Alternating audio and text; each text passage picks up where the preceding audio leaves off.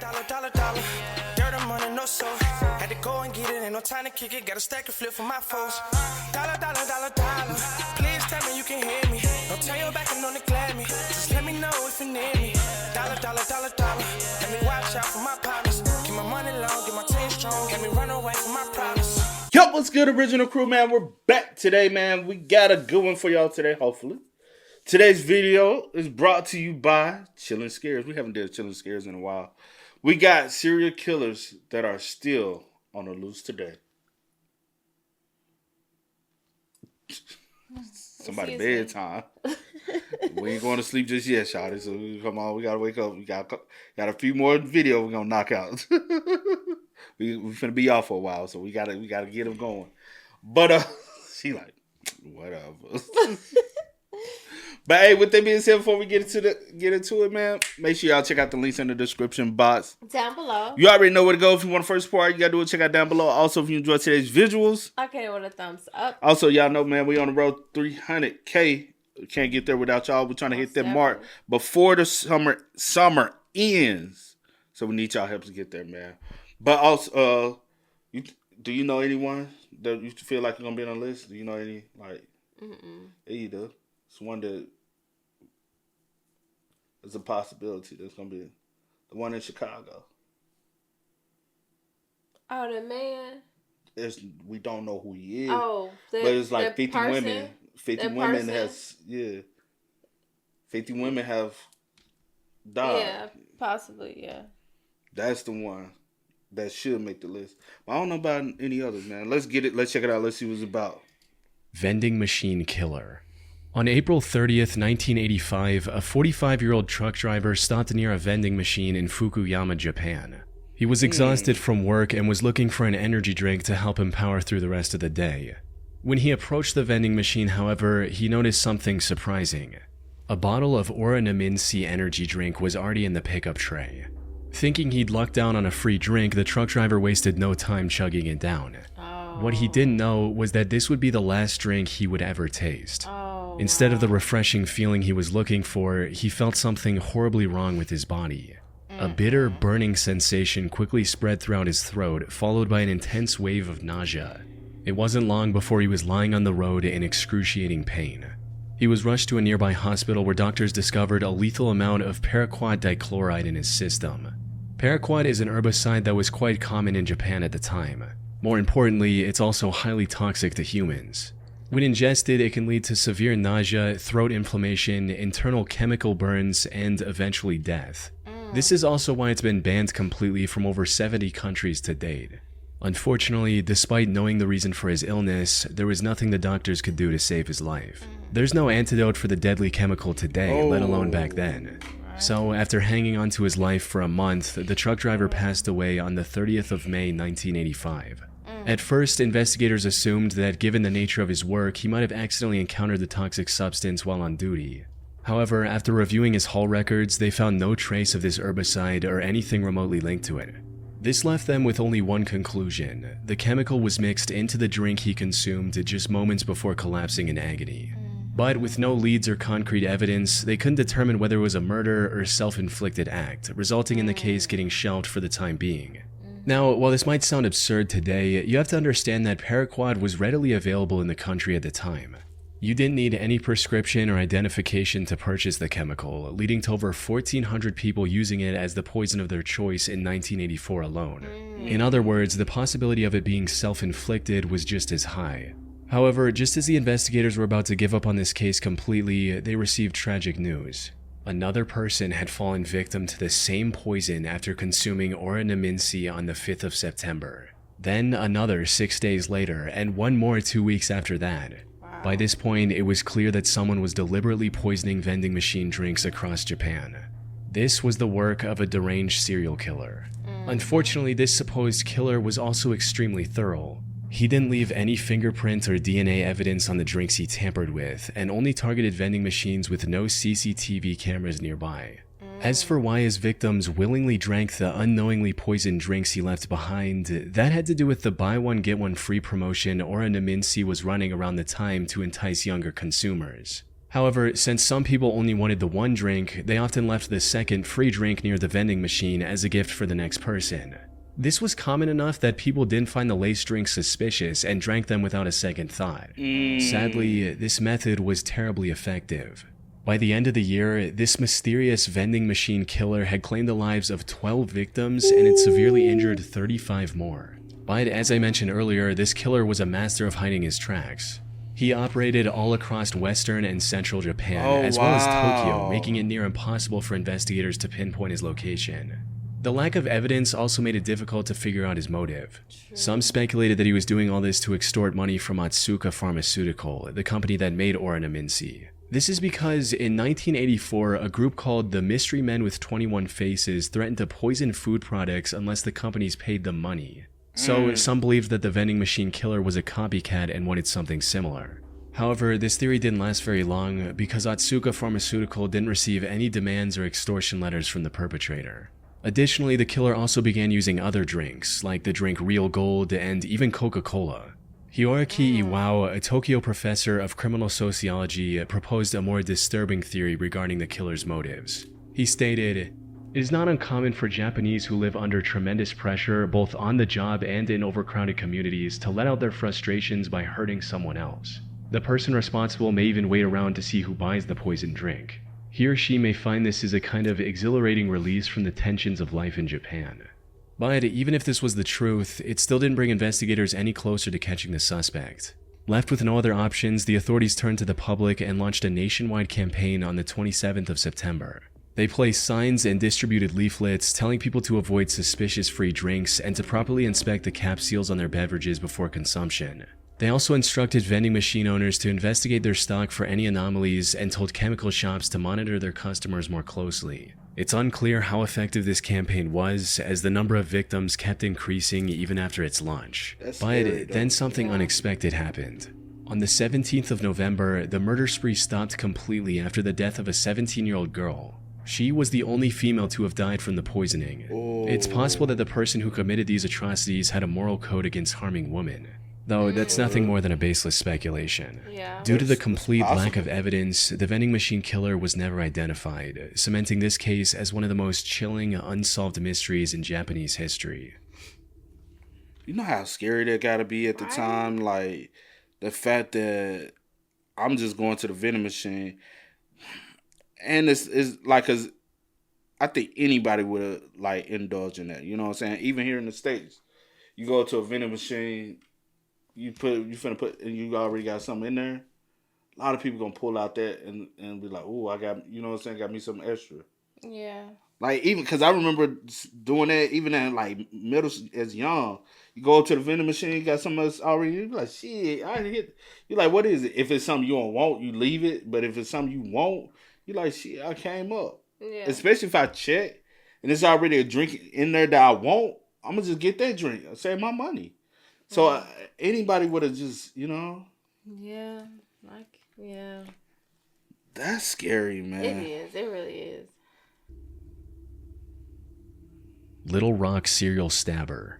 On April 11, 2021, the Little Rock Police Department received a distress call from South Pulaski Street regarding a potential homicide. When they arrived at the scene, they found a middle-aged woman lying on the street with stab wounds all over her body. This woman turned out to be 41-year-old Deborah Walker. She was homeless at the time and was living on the streets when this incident happened. She was quickly taken to the hospital where medical staff discovered that she had been stabbed at least 15 times. Despite lying on the street, bleeding for what may have been hours, she miraculously survived and managed to regain consciousness the same day. Investigators also visited her in the hospital to gather any information she could provide about her attacker. Unfortunately, she was attacked somewhere between 1 and 4 a.m. It was still dark outside, and all that she saw was that her attacker was a tall, African-American male with a slender build. Now, in most other similar cases, such limited information would hardly be enough to generate any leads. But in this instance, the description Deborah provided left the investigators in disbelief. That's because her attacker's profile closely matched the perpetrator of another incident that took place about 8 months earlier in the surrounding area. The victim of that incident was 64-year-old Larry Eugene McChristian.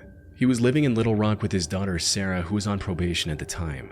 On the 20th of August 2020, he had a medical emergency and was taken to the hospital in an ambulance. He was discharged from the hospital the next morning. However, when the hospital staff tried to contact Sarah so she could pick him up, she wasn't answering her phone. So they gave Larry the information about a nearby homeless shelter and a bus token to get there. Later that day, Sarah came to the hospital looking for her father, only to learn that he'd been discharged hours ago. She then reached out to the homeless facility Larry was told about, but they didn't know anything about his whereabouts either. The only option she had was to file a missing persons report and wait for the police to find Larry. 2 days later, on the 24th of August, Sarah received the call she was waiting for. Tragically, it wasn't the news she had hoped for. According to the official report, the Little Rock Police Department found Larry's body on South Gaines Street at around 2 a.m. They identified him by the hospital discharge papers he had on him. More importantly, he had multiple stab wounds on his body and was unfortunately already dead by the time the police arrived. His death was declared a homicide, and the investigators began looking for clues almost immediately. This proved quite impossible at first, since there were no witnesses and there wasn't anything that could be used as evidence at the crime scene. However, after inspecting the surrounding houses, they had a major breakthrough. The CCTV camera outside a nearby house had captured the suspect walking down the street when suddenly he spots Larry and begins walking towards him. Wow. After committing the Just so crime, he random. tries leaving the area, only to stop, go back, and stab Larry one last time before fleeing. As mentioned earlier, this man matched the profile Deborah gave to the police, leading investigators to believe she was attacked by the same person. While looking into older cases, they also connected the same killer to another murder that happened in the area on September 23, 2020. The victim of this incident was 62-year-old Jeff Welch, another homeless man who was living in an abandoned home. On the morning of that day, Jeff's friend found him on the porch of his house with a stab wound on his neck. By this point, the investigators knew they were dealing with a deranged serial killer. However, just as they uncovered the connection between the three attacks, another tragedy unfolded. On April 12, 2023, a day after the attack on Deborah Walker, another one of his victims was found on the Wright Avenue overpass. The only thing in common with these 4 attacks was that they all involved homeless individuals, and they all happened between 1 and 4 a.m. There seemed to be no clear pattern on how the perpetrator selected his targets. This left the Little Rock community terrified to leave their homes, fearing they might become the next victim of the serial killer on the loose. After realizing the potential danger of this situation, LRPD began spreading awareness about the man who is now being referred to as the Little Rock Slasher. They also turned to the public to ask for any information they could provide on the matter, and even announced a $20,000 reward. We also need your help. If you have seen anything suspicious or have surveillance cameras on your homes or businesses in this area, please contact us at 501. Unfortunately, despite having CCTV footage of the suspect, the Little Rock Slasher was never caught. The case remains a mystery to this day. Or at least that's what the official reports say. While researching this case, I came across an Arkansas-based blog called the Snarky Media Report. The authors of this blog did their own investigation into the slasher case, and what they found was shocking to say the least. Put simply, they claim to have found the true identity of the killer after talking to multiple locals and Deborah, who, according to their blog, already knew the identity of her attacker. They also uncovered many details about this supposed killer, including his criminal record, which reveals that he has already served 2 prison terms in Arkansas for felony convictions of domestic violence. Also, his history with drug abuse and how it made him very agitated and violent. The authors of this blog also claim to have contacted the alleged killer's previous landlord, who gave them this image of the perpetrator. Which begs the question, if they know so much about the slasher, including his legal name, why didn't they give this info to the police? That's where the case goes from creepy to bizarre, since, according to them, they've already given everything they had to the relevant authorities. Despite this, the Little Rock police didn't make any progression in catching the serial killer. Snarky Media also published a video of the Little Rock mayor and police chief refusing to answer questions about the case. This seems to hint at something incredibly shady going on behind the scenes. That said, there's no way for me to confirm if the authors of the Snarky Media blog are telling the truth. For all we know, their whole investigation is made up, and this is just some random guy who has nothing to do with the 4 attacks, and it's all a ploy to make the Little Rock Police Department look bad. Most of the information they've gathered seems to check out with what's released publicly by the authorities. The only discrepancy in their investigation is the age of the suspect. Officials believe the slasher to be young, possibly in his 20s, but the authors of this blog state that the person they found was 46 years old. Unfortunately, this is where the leads end. Whether Snarky Media is telling the truth or not remains uncertain. What is certain, however, is that the case remains unsolved to this day. The Little Rock slasher is likely still out there and can continue his murder spree at any moment. That's true. You ever heard about this one? You ain't I heard about haven't. this one? I haven't. I have. Where I you have. heard about it from? Huh? It's Arkansas. It's like not that far from home, so I think it's like Little Rock, probably about two hours away. So when did you hear about it? Around the time it was going on. Oh, for real? Yeah. I didn't hear about it. Damn, for real. Thanks to Trade Coffee for sponsoring this video.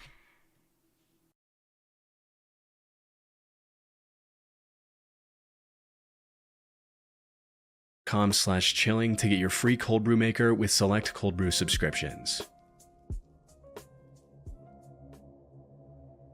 On February 17, 1997, 21-year-old Patrick McNeal went out with his friends. What year?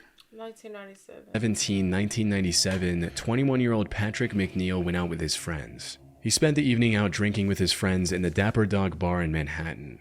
During this time, he likely drank more than he could handle, resulting in him throwing up in the bar's bathroom before leaving in a highly unstable and disoriented state. Patrick was then seen turning left onto 90th Street, heading in the direction of the East River. This was the last time anyone would see Patrick alive. Following this night out, Patrick vanished into thin air. Despite extensive efforts, authorities found no leads or clues to his whereabouts. That is until April 7, 1997, when Patrick's lifeless body was found in the East River 50 days after his disappearance. Duty Sergeant of the NYPD's Special Investigation Division, Kevin Gannon, was called to the scene to assist with the body's recovery and examination. Kevin had been a seasoned detective for years, and by this point, there was little that could surprise him. Does this remind you of anything? Yeah, I mean, I know about this one, but the other ones, You know about this one? mm-hmm. What do you know about this one from? It was on another video, I think. That was a whole different. But it's a mimic of this. They believe there's a No, I do know about this one. I do know The about smiley this one. face killer you thinking about probably it's not Tyler video that happened in Austin. No, I'm not where they thinking. leave a I smile know at- about those, but no, I know about this one. All right. I do. However, the circumstances surrounding Patrick's death disturbed him to his core. The more he looked into it, the more strange the situation It's the became. same For instance, Kevin noted that Patrick's body wasn't decomposed enough to have been floating in the river for a week, let alone the past 50 days. He also found burn marks on Patrick's body, hinting at the possibility of him being restrained prior to his death. Kevin knew that something wasn't right. Unfortunately, due to the complete lack of evidence pointing to the contrary, Patrick's death was ruled as an accident. Kevin kept thinking over this feeling for the next year before coming across a case that reinforced his suspicions even further. On February 13, 1998, another body was found in the same stretch of water. This body was later identified as 22-year-old Lawrence R. Andrews, who had gone missing on New Year's Eve after celebrating the event with his friends in Times Square. After getting on the case, it didn't take long for Kevin to notice eerie similarities between the two cases, as both bodies were found within yards of each other. Both of them were also young Caucasian males and were on track to have successful careers. They both disappeared in one of the most crowded cities in the world without any trace as well. Most importantly, Kevin also found similar oddities in both cases, where the bodies were a lot less decomposed than they should have been, and there were burn marks indicating possible restraints before their death. Lawrence's case prompted Kevin to look for other similar cases across the US. He enlisted the help of fellow detective Anthony Duarte and a criminal justice professor Dr. Lee Gilbertson. Together, they began investigating these cases, and soon a chilling pattern began to emerge. In total, they found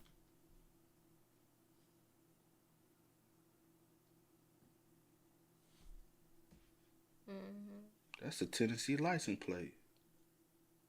45 different instances of young men dying under shockingly 45? similar circumstances as Patrick and Lawrence. Most of That's similar to what happened with that boy in Nashville. But they was able to trace him on camera walking. One in Nashville downtown, he went for a while, and then he vanished off camera, and then they found his body in a body of water. Very similar. Downtown having fun, wandered off by himself. yeah, true. then went out for a night of drinking, became more intoxicated than usual, disappeared shortly after, and were later found dead in some body of water. Almost all of them were also Caucasian and on track to have a high-paying career like engineering after college. Most disturbingly, however, they also found graffiti of smiley faces near the bodies of at least a dozen different victims. This led to the 3 investigators creating the smiley face murder theory. According to this theory, these 45 and possibly many other deaths from the 1990s to 2010s weren't accidents in the slightest. Instead, they were murders committed by a single deranged person or an organized group of serial killers. This is the only logical explanation they could find to justify the many oddities and similarities in these incidents. That said, while this theory makes complete sense to some people, others aren't convinced one bit. Criminal profiler Pat Brown, for instance, called this theory ludicrous. She believes that the idea of connecting smiley faces, one of the most common graffiti symbols, with murders is just absurd, stating, "It's not an unusual symbol. If you look in any area 5 miles square, I bet you could find a smiley face." The FBI also completely denied this theory in a statement, reading, "The FBI has reviewed the information about the victims provided by 2 retired police detectives who have dubbed these incidents the smiley face murders and interviewed an individual who provided information to the detectives. To date, we have not developed any evidence to support links between these tragic deaths or any evidence substantiating the theory that these deaths are the work of a serial killer or killers. The vast majority of these instances appear to be alcohol-related drownings." However, despite these setbacks, the 3 men have stuck with their theory. They're still working on finding evidence to back their observations. That said, if their hunch is correct, it would mean one of the most wicked serial killers in American history is still at large today. I-70 killer. Robin Fuldauer was a 26-year-old Indiana University graduate who was working at an Indianapolis Payless shoe source store near I-70 in 1992. Oh, the only reason why we didn't come in on the other one, y'all, is because we have heard about those. Yeah. And I do believe there's I do somebody, believe it's the work of... a serial killer. Yeah. Because it's just too common of a situation. Yeah. Like, out partying, majority of them are I guess too white many, males. like, yeah, no. Yeah, and all of them's body doesn't seem as though they was in the water long. That long, Long have with- like similar markings and Yeah. stuff. Yeah. Indianapolis Payless shoe source store near I-70 in 1992. The think I heard 8th of this one April too. was supposed to be her day off. However, just as she was getting ready to relax at home, the employee who was supposed to man the counter called in sick. Left with no other options, her manager called Robin and told her to cover the shift instead. Robin wasn't very happy about this emergency shift change, but she reluctantly agreed, arriving at the store at 10 a.m. and starting her shift as usual. Unfortunately, her day was about to get a whole lot worse. Everything seemed normal until 2 p.m. when the manager called the store for a routine check. To her surprise, Robin wasn't picking up the phone. She kept trying for a few minutes before giving up and calling the Speedway gas station neighboring the shoe store. One of the gas station employees, a friend of Robin's, went to the Payless store to see if she was doing okay. However, what she found inside left her confused. The store was in slight disarray and some of the shoes were missing from the shelves. The cash register was also open and there was no money in it. Most concerning of all, there were no signs of Robin anywhere. Her friend called out Robin's name, hoping she was just in the back and would respond. But when she didn't hear anything from Robin after minutes of standing in the store, she became worried and called the police at around 2:20 p.m. The cops arrived within minutes and began searching the store for clues on Robin's whereabouts. And it wasn't long before they made a devastating discovery. They found Robin lying in the store's back office, covered in blood. It was already too late. During questioning, an employee from the store across the street claimed to have seen a strange man loitering around the shoe store a couple hours earlier. According to this employee, the man sat on the curb for about a half hour, rifling through his bag and staring at the Payless store. They then saw the same man a few minutes later trying to hitch a ride back to Interstate 465, which was about a quarter mile from the store's location. Unfortunately, they were too far away to get a good look at the man's face. Given the money stolen from the register, and without any other leads, investigators filed this as nothing more than a robbery gone wrong. However, they couldn't have been more wrong. Because just 3 days later, something similarly tragic happened to 23-year-old Patricia Smith and 32-year-old Patricia Makers. The two were working at a bridal shop in Wichita along I-70. The incident happened a little past their usual closing time as they were waiting for a customer who had a pickup. When they saw a man approaching the store, they assumed that it was the customer. However, this man drew a gun on the two after entering the store, took them to the back, and executed both with shots to the back of their heads. As the killer was leaving the store, he crossed paths with the actual customer the girls were waiting for. Without hesitation, he aimed his gun at the man and ordered him to head to the back of the store. But the customer defied his command and ran, narrowly escaping with his life. Wow. He later helped the police draw a sketch of the killer. Seen that Unfortunately, the sketch didn't provide much of a breakthrough. By this point, the authorities were certain they were dealing with a serial killer, but despite their efforts, the killer's spree continued. By May 7th, he had taken 3 more victims in small, low-traffic stores along the I-70 highway. By the time investigators managed to compile a few more sketches, the I-70 killer stopped his quest and went into hiding. That is until 1993, when he claimed 3 more victims along I-35 in Texas. He tried to hide his identity by changing his weapon, but the investigators were quick to notice the similarities. One of his victims, Vicky Webb, also managed to miraculously survive after getting shot in the neck. If he were ever caught, Vicky's testimony would have been crucial in bringing him to justice. Though, the I-70 killer was never found, and the case went cold for nearly 3 decades. However, then, in 2021, investigators released CCTV footage of a murder that happened in 2001. The suspect in this footage looks strikingly similar to the I-70 killer sketches, potentially giving authorities the lead they need to finally catch him. It's likely only a matter of time before he runs out of places to hide and is captured. But for now, he's still out there, evading police and leaving the case unresolved. We can only hope he doesn't take any more victims in the meantime. That's scary. That's... You know how scary that Yeah, is? that's scary. To be living amongst, walking past. Well, I don't know what he do. Seem like this all he do, go around robbing and taking people's lives. But do you think it's like... I feel like he's doing it and try to stage it as a robbery. But he just wants to. I think but he's really wanting to kill. Yeah. And his main target is women. Yeah. But he's not assaulting them. He's only killing them. Yeah. Yeah, that's what it seems. Because I'm like, okay, if you want money, here, just take the money. Take whatever you want. You don't have to take my life. And then how you took the 2 and you, like, that's executions that, And like, you taking it to the back. you know what I'm saying? Like, it's just, yeah. No. You know what the hell you doing. Yeah. Yeah. That's crazy, man. Hey, man, y'all spam us up in the comments, man. Let us know y'all thoughts and opinions about it for us in the comment section down below. But until next time, y'all know how it go, man.